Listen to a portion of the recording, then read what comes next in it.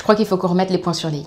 J'ai fait une vidéo récemment, qui est dispo en description d'ailleurs, sur les différences principales entre le métier de réalisateur et le métier de vidéaste clipmaker. Mais ce qui se passe, c'est que j'avais totalement faux.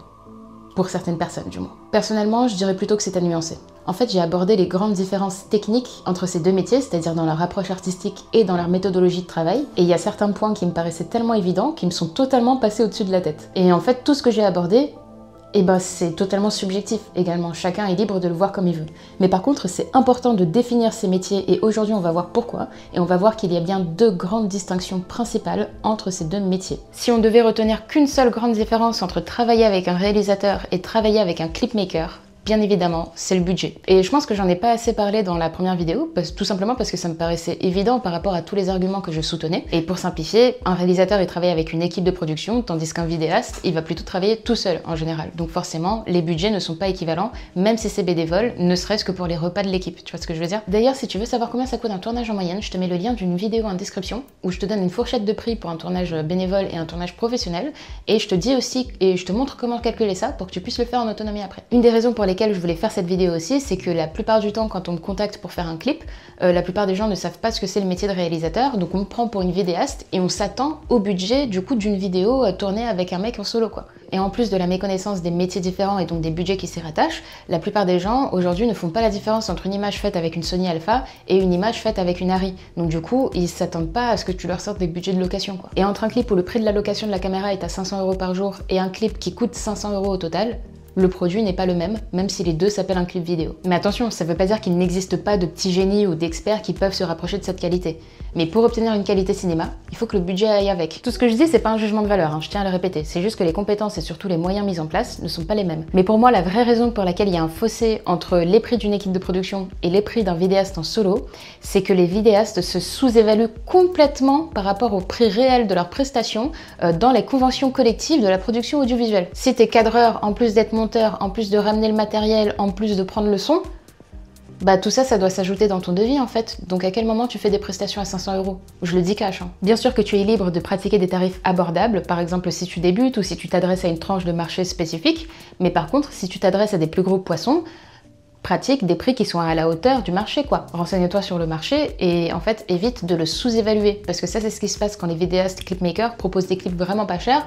Après forcément que l'industrie du clip s'effondre à la fois du côté du public mais aussi du côté des professionnels. Si en France on continue de proposer des clips à 500 € à des artistes, au bout d'un moment la qualité des clips elle va baisser et les gens n'auront plus envie de les voir, c'est normal. Et crois-moi qu'avec l'IA, plus le temps va passer, plus les gens vont s'attendre à de la profondeur dans ce qu'on leur propose. Le bare minimum, ça suffira pas. Dans ma dernière vidéo, on a beaucoup parlé de moyens humains, techniques et financiers et on est tellement rentré dans le détail que j'ai oublié ce qui fait véritablement la différence entre ces deux métiers et ce qui représente pour certains le fait qu'il n'y a pas de différence. Et ce truc, c'est le format, c'est le résultat qui est produit à la fin.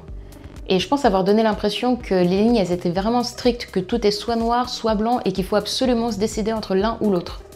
Mais pas du tout. Certains par exemple ont partagé se sentir entre les deux, être à la fois vidéaste sur certains projets et réalisateur sur d'autres, ou alors d'avoir les deux casquettes sur les mêmes projets. Et la raison, elle est vraiment très simple. C'est le format que tu produis qui définit le rôle que tu as sur le tournage. Parce que la vidéographie, c'est à la fois un art et un artisanat. Sur certains projets, on vient juste pour mettre en œuvre des compétences et obtenir un résultat final qui est cadré selon des règles strictes. Sur d'autres projets, on est appelé pour notre approche artistique et pour fournir un résultat original et recherché. C'est un peu comme de la poterie ou le travail de la céramique. Tu peux avoir une usine, des centaines d'employés et sortir des séries d'assiettes à la chaîne. Tu peux travailler des plus petites collections, toujours sortir en série pour avoir vraiment des gammes de produits. Ou alors, tu peux travailler la porcelaine de faïence et entrer vraiment dans le détail pour faire de chaque assiette une œuvre d'art. Dans un cas, tu es la main-d'œuvre qui est dans l'opérationnel. Dans l'autre cas, tu es un artiste qui est dans la conception, la conceptualisation.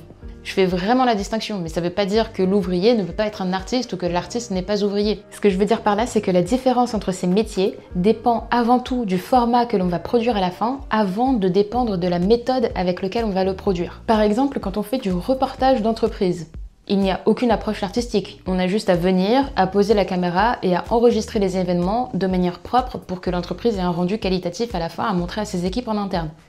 On te demande pas de venir faire de la direction de la photo, de faire des plans cinématographiques, du jeu d'acteur. À la limite, tu vas faire quelques interviews, mais t'organises des interviews, tu vois, mais du coup, t'es un chargé de prod. t'es pas un réalisateur. Qu'est-ce que tu fais de réalisation, de conceptualisation narrative là-dedans? Pas grand-chose. Par contre, pour un documentaire, il y a obligatoirement une approche artistique, une recherche artistique dans le format que l'on produit. Ce n'est pas un reportage télévisuel qui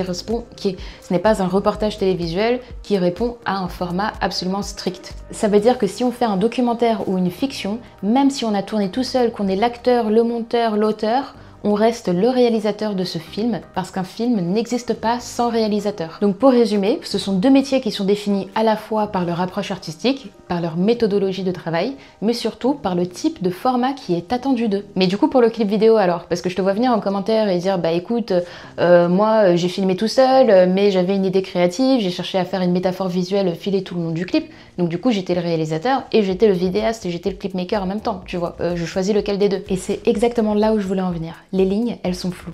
Et c'est pour ça que je voulais faire ces deux vidéos, et c'est pour ça aussi que tu n'es pas obligé de suivre ce que je dis à la lettre. La vidéographie, c'est un art, et chacun est libre de s'approprier les règles, de les contourner, de les suivre, ou de s'en affranchir complètement dans sa pratique. Ça veut dire tout simplement que tu peux être à la fois réalisateur et clipmaker. Par contre, l'existence d'un art suppose l'existence de règles pour le définir.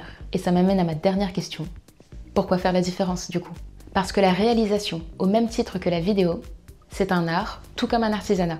Mais ça reste deux savoir-faire différents. Et ça reste réel, même si on peut mélanger les méthodes de travail, porter plusieurs casquettes, et que les lignes peuvent être floutées à volonté selon le profil, le type de projet, ou encore la destination du projet. Mais il y a une réalité qui est encore plus pressante que ça, c'est qu'avec l'arrivée de l'IA, de l'intelligence artificielle, il faut protéger l'art, il faut protéger l'artisanat, il faut donc protéger nos métiers. Et en biologie, pour protéger une espèce menacée, on va chercher à la comprendre, à l'étudier, et à différencier les sous-espèces entre elles, parce qu'elles n'ont pas les mêmes besoins, même si elles partagent le même territoire. Du coup, après tout ça, si t'es un peu perdu et que tu sais pas trop comment te qualifier, clipmaker ou réalisateur, vu que dans ta pratique tu mélanges sans doute un peu les deux, bah, je te conseille vraiment de te référer à la dernière vidéo pour voir les points communs que l'un ou l'autre des profils a par rapport à ton approche artistique, par rapport à ta méthodologie de travail, mais aussi de regarder à quel type de client tu t'adresses et quel type de projet tu fais majoritairement. Parce que pour une entreprise, ce sera beaucoup plus logique de travailler avec un vidéaste que de travailler avec un réalisateur. Ça ne veut pas dire que un réalisateur et un vidéaste ne peuvent pas faire un beau film d'entreprise, mais juste pour ta clientèle, ce sera plus logique. Ou pour un label, ce sera plus logique de s'adresser à un réalisateur que de s'adresser à un clipmaker parce qu'ils vont chercher une qualité au-dessus que ce que les clipmakers, généralement, les vidéastes tout seuls, peuvent produire. Tu vois ce que je veux dire? J'espère que cette vidéo t'aura été utile et aura aidé à clarifier les zones d'ombre restantes par rapport à ma vidéo précédente, mais je tiens à préciser une nouvelle fois que même si les règles elles nous aident à encadrer et à protéger nos métiers, chacun est libre de faire à sa façon, dans les règles de l'art ou pas.